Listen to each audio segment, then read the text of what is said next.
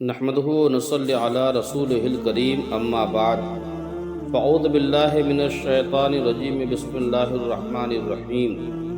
زبان ولی کی تاثیر۔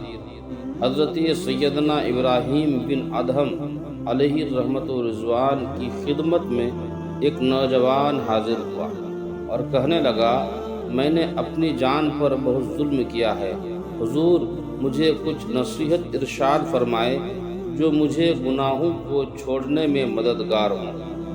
آپ رحمۃ اللہ علیہ نے ارشاد فرمایا کہ اگر تم 5 باتوں کو اپنا لو تو گناہ تمہیں کوئی نقصان نہ دیں گے اور ان کی لذت ختم ہو جائے گی۔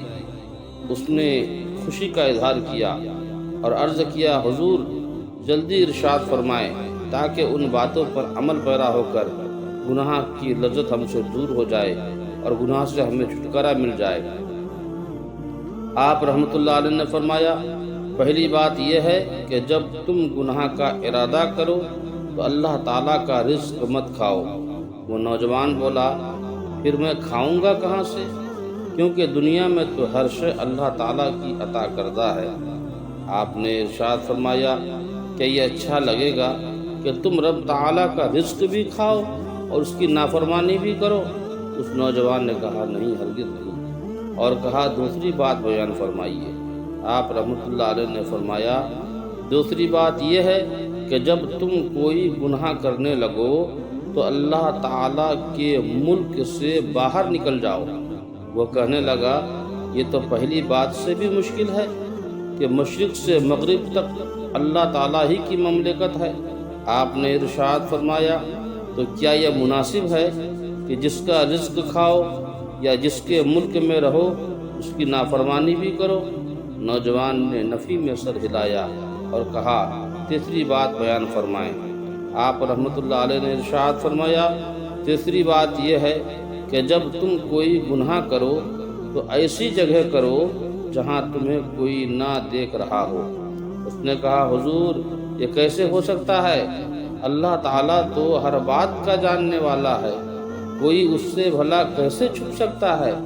تو آپ نے فرمایا، تو کیا یہ اچھا لگے گا کہ تم اس کا رزق بھی کھاؤ، اس کی مملکت میں بھی رہو اور اسی کے سامنے اس کی نافرمانی بھی کرو؟ نوجوان نے کہا، نہیں، چوتھی بات بیان فرمائیں۔ آپ رحمۃ اللہ علیہ نے فرمایا، چوتھی بات یہ ہے کہ جب ملک الموت علیہ السلام تمہاری روح قبض کرنے تشریف لائیں تو ان سے کہنا، کچھ دیر کے لیے ٹھہر جائیں تاکہ میں توبہ کر کے چند اچھے اعمال تو کر لوں۔ اس نے کہا، یہ تو ممکن ہی نہیں ہے کہ وہ اس مطالبے کو مان لے۔ تو آپ نے فرمایا، جب جانتے ہو کہ موت یقینی ہے اور اس سے بچنا ممکن نہیں تو چھٹکارے کی توقع کیسے کر سکتے ہو؟ اس نے عرض کی، 5ویں بات ارشاد فرمائے۔ آپ نے فرمایا، 5ویں بات یہ ہے کہ جب زبانیاں آئے یعنی عذاب کے فرشتے آئیں اور تجھے جہنم کی طرف لے جائے تو تم مت جانا، اس سے عرض کرنا کہ میں ابھی نہیں جاؤں گا۔ اس نوجوان نے عرض کی، وہ نہیں مانیں گے اور نہ مجھے چھوڑیں گے۔ تو آپ نے ارشاد فرمایا، تو پھر تم نجات کی امید کیسے رکھ سکتے ہو؟ حضرت سیدنا ابراہیم بن ادہم علیہ رحمت رضوان کے حکمت بھرے ملفوظات سن کر وہ نوجوان پکار اٹھا، مجھے یہ نصیحت کافی ہے، اب میں اللہ تعالیٰ سے معافی مانگتا ہوں اور توبہ کرتا ہوں۔ اس کے بعد وہ نوجوان مرتے دم تک عبادت میں مشغول رہا۔